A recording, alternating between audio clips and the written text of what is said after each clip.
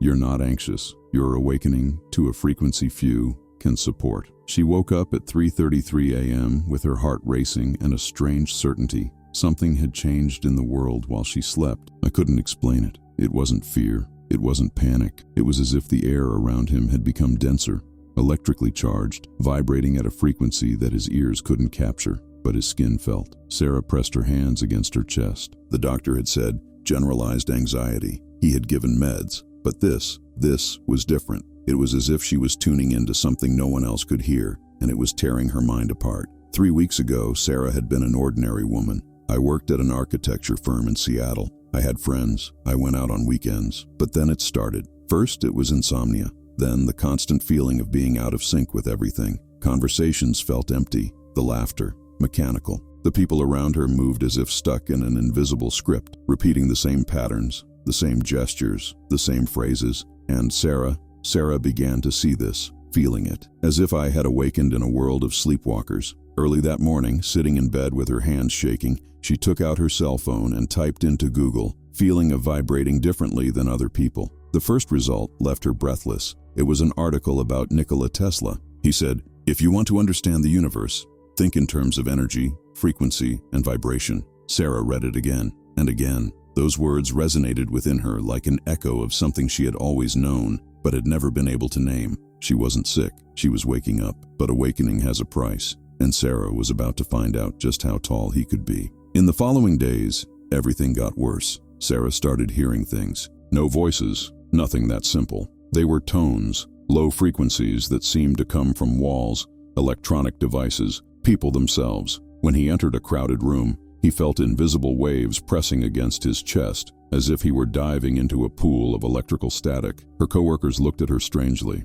"Are you okay, Sarah? You seem distant." She tried to explain once. She tried to say that she felt as if the world had changed channels, and she was the only one still tuned to the old frequency. They laughed. Some suggested therapy. Others just walked away. Within 3 weeks, Sarah had lost almost all of her friends, not because he fought with them, but because they just couldn't resonate with her anymore. And that's where she met Dr. Marcus Kane. Kane was a theoretical physicist who had left academia years ago. Sarah found it by accident, or maybe not, on an obscure online forum about vibrational awareness. He posted dense, almost poetic texts about electromagnetic fields and the wave nature of the human mind. Sarah sent a private message. He responded within minutes. "You're not going crazy. You're coming into coherence with something that most people have spent their entire lives blocking. But I need to warn you, the more you wake up, the more alone you'll feel. Because the world wasn't designed for those who vibrate outside the standard frequency." Sarah read it sitting on the living room floor with tears streaming down her face. Finally, someone understood. They arranged to meet at a discreet coffee shop in downtown Seattle. Kane was about 50, with tousled gray hair, intense eyes that seemed to pierce the surface of things. He sat down in front of her, ordered a black coffee, and said bluntly, "You felt the change in the early hours of the 14th, didn't you?" Sarah froze. "How do you know?" "Because I felt it too, and about a dozen other people I know around the world." He leaned forward, lowering his voice. "Sarah, something is happening. Something big. The frequency of the planet is changing, and some people like you and me, are starting to tune into this before anyone else. The problem is that this tuning, it comes with side effects." "What kind of effects?" Kane hesitated. For the first time, Sarah saw fear in his eyes. Isolation, misunderstanding, and eventually, persecution. Sarah didn't understand. Not yet, but it would. That night, Sarah had her first dream. Or at least, she thought it was a dream. "I was standing in a dark room, surrounded by pulsating lights that formed geometric patterns in the air. And in the center of the room there was a figure. I couldn't see the face, but she heard the voice. A voice that seemed to come from inside her own head. You were chosen to see, but seeing has a cost. The more you see, the less the world recognizes you. And when the world doesn't recognize, he tries to erase you." He woke up screaming, and it was then that he realized there was a mark on the palm of his right hand. Small, circular, as if someone had pressed something warm against his skin while he slept, but she was alone at home,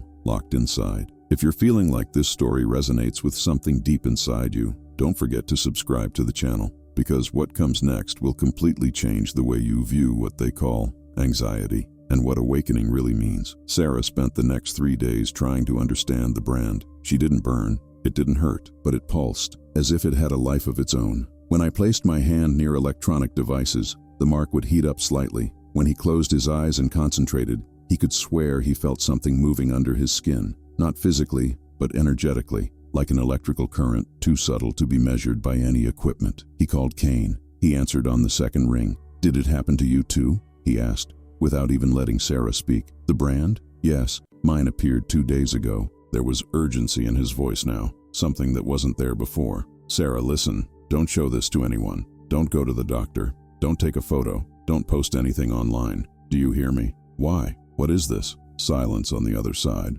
Afterwards, Kane sighed deeply. "I don't know exactly, but I know this isn't the first time it's happened. There are records, old ones. Tesla mentioned something similar in diaries that were never published. He called it a resonance seal. He said that certain people, when they began to vibrate at a frequency well above the average, were marked. Marked by whom? That's the question that's been haunting me for 20 years. Sarah felt a chill run down her spine. He looked at his palm. The mark seemed to pulse faster now, as if it was responding to the conversation. "We need to meet again," Kane said, "but not in the cafeteria. There are people paying attention. Come to my laboratory. I'll send you the address." And Sarah comes alone. Kane's laboratory was actually a converted basement in an old house on the outskirts of town. Walls lined with metal plates, electrical cables hanging like vines, computer screens flickering with incomprehensible graphics. In the center of the room was a chair surrounded by copper coils and sensors. "Sit down," Kane said, pointing to the chair. Sarah hesitated. "What are you going to do?" "Measure your frequency. See if my theory is right." She sat down. Kane attached sensors to his forehead, his wrists, his chest, turned on the devices. The screens began to display waves, chaotic dancing patterns that moved in irregular rhythms. Kane leaned in closer, frowning. "It's not possible." "What?" He turned one of the screens toward her. Sarah didn't understand any of that, but Kane explained. "The average frequency of the human brain in a waking state is between 12 and 30 hertz. Yours is hovering between 40 and 50, and sometimes it jumps to over 100. He stared at her with a mixture of fascination and terror. "Sarah, you're not just waking up. You are speeding up, and if it continues at this rate, what will happen?" Kane turned off the devices. He removed the sensors carefully, as if she were made of glass. "You will begin to completely disconnect from consensual reality. You will see things that other people don't see. You will feel things you cannot feel. And eventually, you'll stop being able to communicate with them, because you will literally be vibrating in different dimensions." Sarah felt her legs weaken. He got up from the chair, staggering. "Then I'll go crazy. That's what you're saying." "No." Kane held her shoulders firmly. "You won't go crazy, but the world will think you are, and that's the dangerous part." And that night, Sarah returned home exhausted. She locked the door, closed the curtains, and lay down on the bed fully dressed. He closed his eyes, and that's when he heard it. Tick, tick, tick. It came from the living room. Sarah slowly opened her eyes. The sound continued, rhythmic, metallic, like something hitting glass. He got up. He walked to the bedroom door. Peeked. There was someone at the window. No, not someone. Something. It was a tall, hooded figure with its hands pressed against the glass. But what disturbed Sarah most was not the figure's presence. It was the fact that she could see right through it, as if made of fog, of static, of pure frequency. The figure tilted its head, and Sarah heard the voice, the same one from the dream. "You've been marked. Now they know where you are." Sarah screamed. He ran to the kitchen, grabbed a knife. When he returned, the figure was gone. But the window was covered in marks. Dozens of them. Perfect circles those, identical to the palm of your hand, drawn in the condensation on the glass. And then Sarah understood. She was not being protected. She was being tracked. The next morning, Sarah woke up on the living room floor, still holding the knife. "I didn't remember fainting." He picked up his cell phone with shaking hands and called Kane. He answered before the phone even rang. "You saw them, didn't you?" Sarah could barely speak. What were those things?" "I call them observers. I don't know if they are entities, projections of collective consciousness, or something worse, but I know they appear when someone reaches a critical frequency. They monitor, and when they determine that you have become a threat." "A threat to what?" Kane took a while to respond. "The stability of the collective frequency. Sarah, think with me. The whole world works on a certain vibration. Politics, economics, culture. All of this depends on billions of people thinking and feeling within a very specific frequency range. If a lot of people start to wake up at the same time, if a lot of people start to vibrate outside the norm, the system collapses.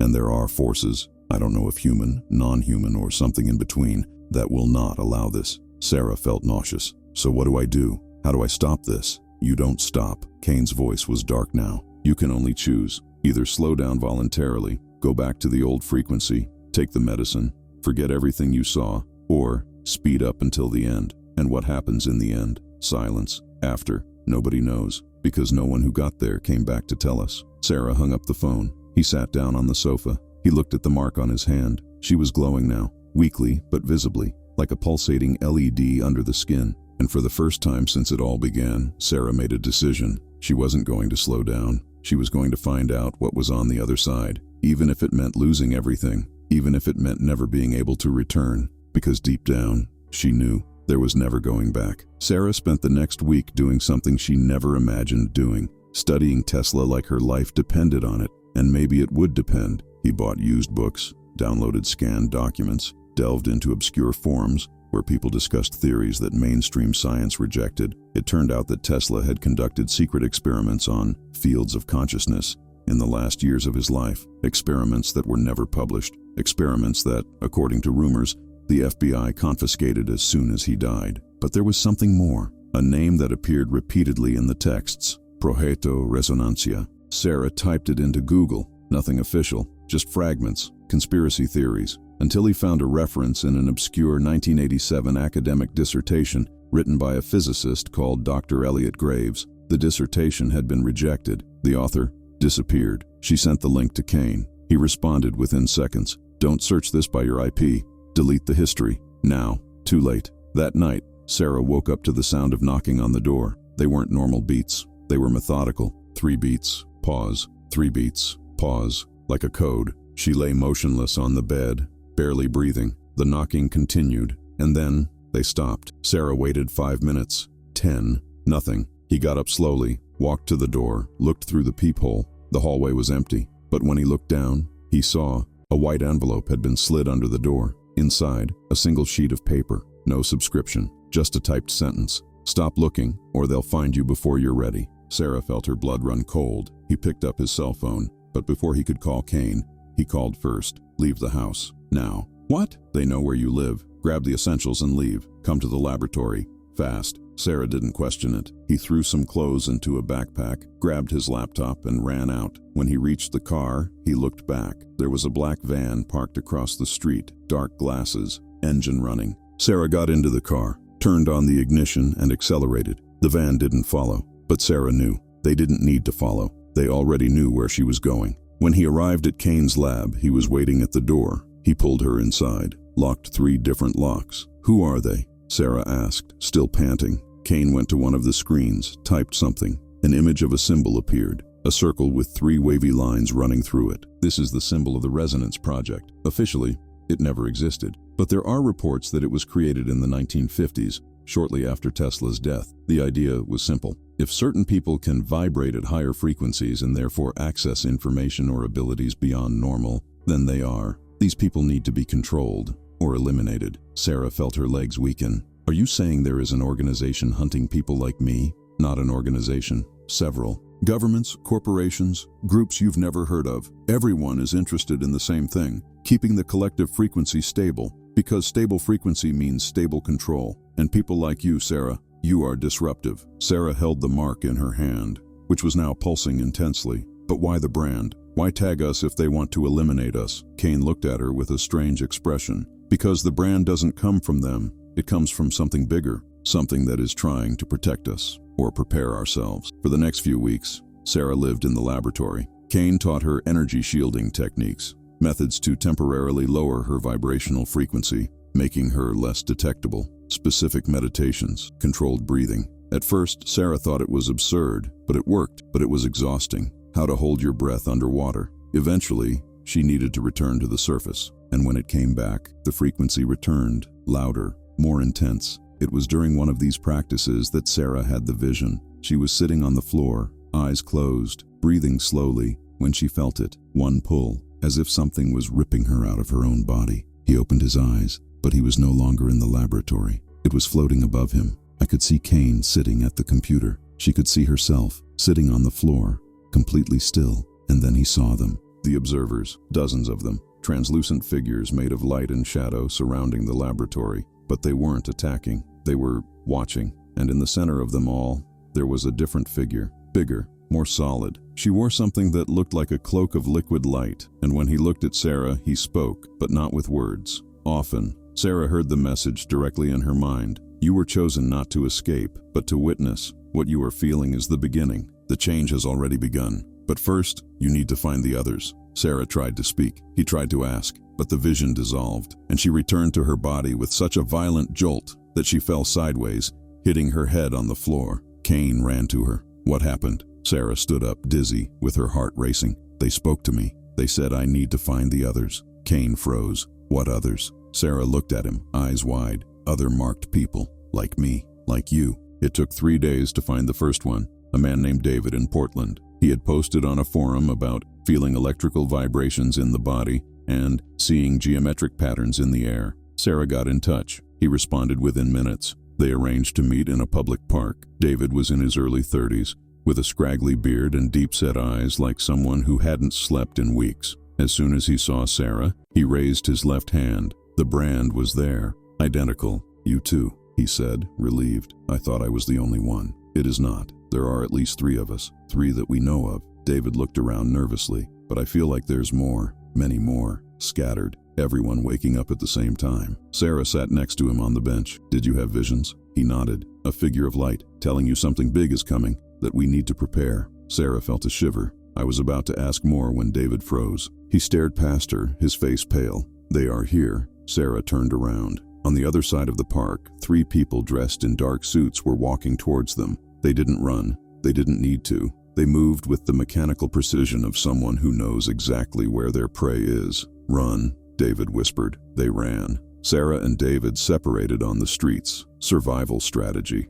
More difficult to track 2 targets in opposite directions. Sarah ran through alleys, through stores, jumped over fences. Her heart was beating so hard that she could barely hear her own footsteps. When he finally stopped, he was at a dead end behind a Chinese restaurant, and that's when he felt it. The mark on his hand began to burn. It wasn't pain. It was intense heat, as if something was being activated. Sarah looked at the palm and almost screamed. The brand was shining, no longer faint as before. It was now a vibrant blue light, pulsing in sync with his heart. And then he heard the voice, the same as the vision. Don't run away. Face it. Face? Sarah whispered into the void. Face what? I don't even know what they want. They want to erase you, but you can't be erased. Not anymore. The brand has your back. Trust it. Sarah heard footsteps behind her. He turned around. One of the men in suits was standing at the entrance to the alley. He didn't say anything. He just raised one hand, and Sarah saw that he was also. It also had a brand, but his was different. Red, pulsing at opposite frequency. You shouldn't have woken up, he said, his voice monotonous, empty. It makes everything more difficult. Who are you? Someone who was once like you. Someone who chose the easy way out. He took a step forward. Sarah backed away, leaning against the wall. The mark on her hand burned more and more. And then, it happened. A pulse of energy shot out of Sarah's palm, invisible but devastating. The man was thrown back as if he had been hit by an invisible punch, slamming into the opposite wall of the alley. He fell to the ground, stunned. Sarah looked at her hand, shocked. What was that? But there was no time. She ran. He left the alley, disappeared into the crowd, and he only stopped when he reached a subway station. He went down the stairs, got on a random train, sat in a corner, and finally let the tears come. She was no longer human, not completely. Whatever this brand was doing to her, it was changing her. That night, Sarah returned to Kane's lab. He was waiting with David. The 2 had managed to escape, but there was tension in the air. Kane looked at her with an expression Sarah had never seen before.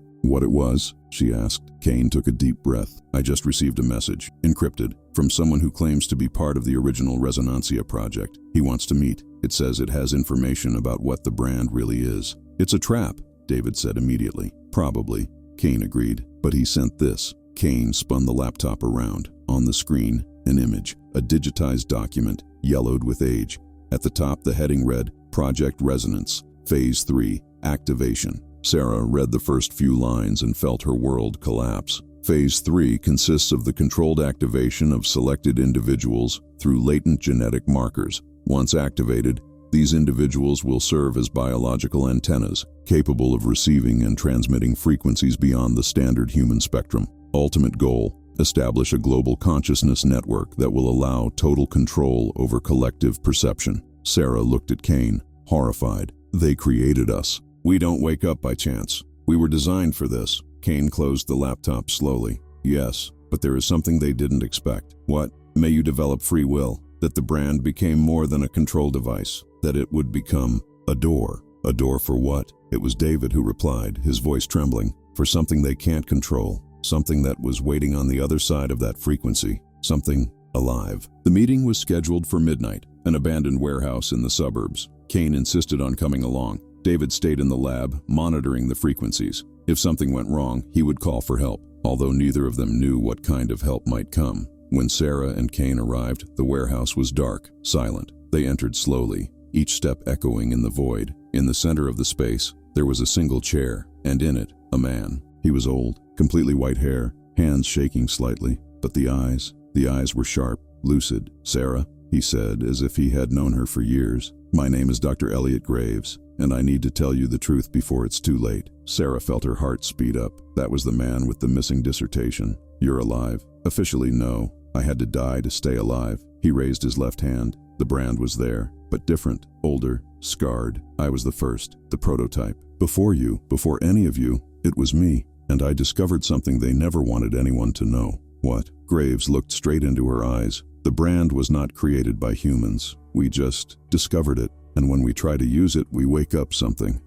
that was dormant in the very fabric of the universe. Something Tesla called the field, and this field, it is conscious. He's alive, and he chooses who receives the mark." Sarah felt her breathing hitch. "So what are we? You are the chosen ones, not by a government, not by a corporation, but through the very fabric of reality. And now that you've been marked, there's no going back. Either you learn to control the frequency, or it consumes you completely." It was at that moment that the lights came on. 10, 20, 30 hooded figures surrounding them, and in front of everyone, a woman dressed in white, smiling coldly. "Dr. Graves," she said, "after all these years, do you still believe you can save them?" Graves stood up, facing her. "I don't need to save them, Director. They are already saved. The brand guarantees this." The woman laughed, and then he raised his own hand. She also had a brand, but hers was black, consuming light instead of emitting it. "Do you think you're the only one who can connect to the field? We can too, and we will use it to do what you never had the courage to do, control humanity once and for all." Sarah felt the mark pulse violently,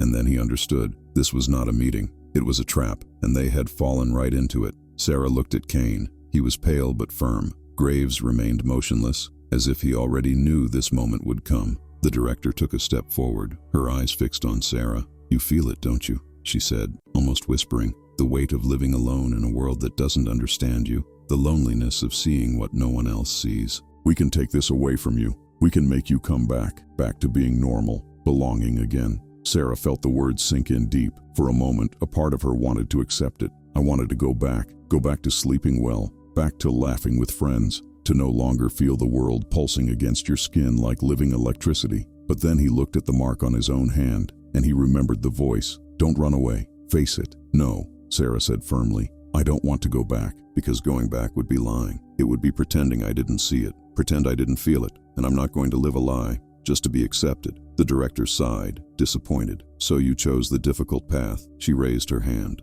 The black mark began to glow, and all the surrounding figures did the same. An energy field began to form, heavy, suffocating, pressing down on Sarah from all sides. She fell to her knees, suffocating. Kane screamed her name but couldn't move. "I was trapped by the same field." Sarah tried to breathe. He tried to resist, but the pressure was too much. She was going to faint. I was going to die. It would be erased. And it was at that moment that the mark on his hand exploded into light. It wasn't Sarah who did this. It was something through her. The blue light expanded violently, breaking through the black field. The hooded figures were thrown back. The director shouted, shielding her face. And then, the warehouse disappeared. Sarah was floating. Not in the warehouse. Not anywhere physical. I was suspended in an ocean of light and pure frequency. And around her, thousands of other lights. No, millions, billions. Each of them is a consciousness, a soul, a single frequency. And in the center of it all, she was there. The figure of the liquid light cloak. But now Sarah could see the face.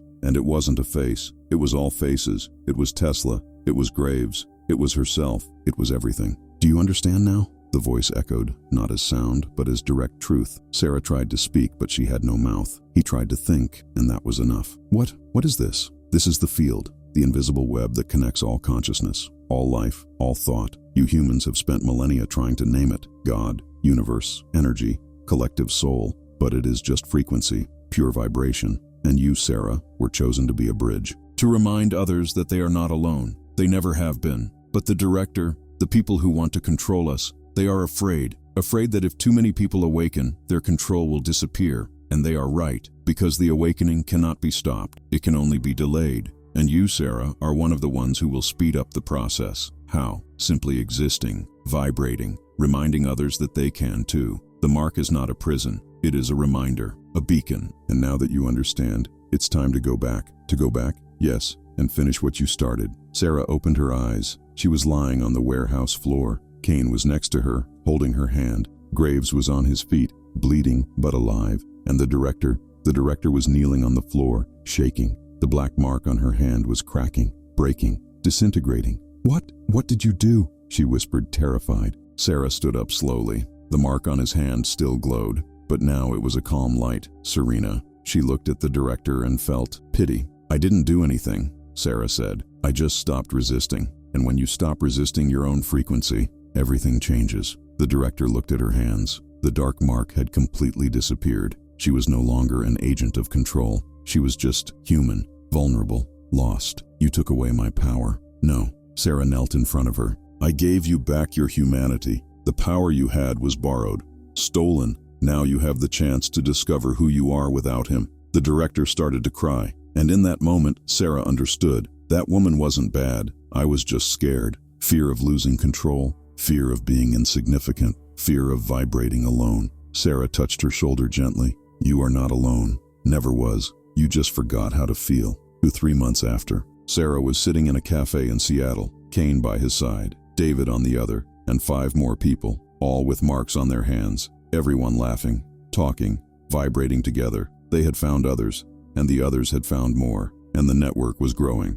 Not as an organization, not as movement, but like resonance, like shared frequency. Sarah looked out the window, saw people passing by, hurried, worried, trapped in their own minds, and he felt compassion, because she knew each of them had the potential to awaken. Each of them vibrated at a unique frequency. They just needed to stop being afraid of feeling it. She took out her cell phone and opened the forum they had created. Hundreds of messages, thousands. People around the world reporting the same thing, feeling out of sync. Insomnia at 3:33 a.m., marks appearing on hands, and fear, very scared. Sarah started typing. If you're reading this and you feel like you're going crazy, you're not. You're awakening. And I know it's scary. I know it feels like you're losing everything. But the truth is, you're gaining something you never knew you had. Your own frequency, your own vibration. And when you accept that, when you stop fighting it, the entire universe starts to conspire in your favor. She paused, and then he wrote the last sentence.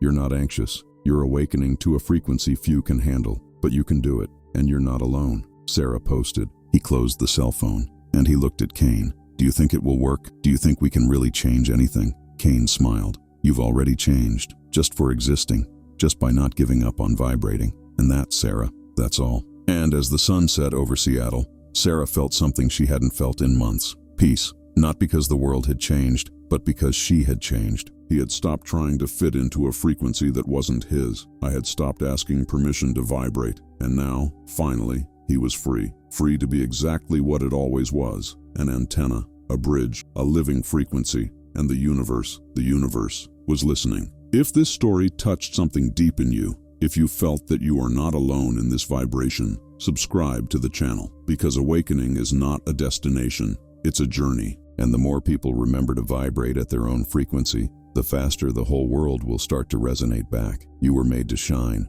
not to hide. Shine.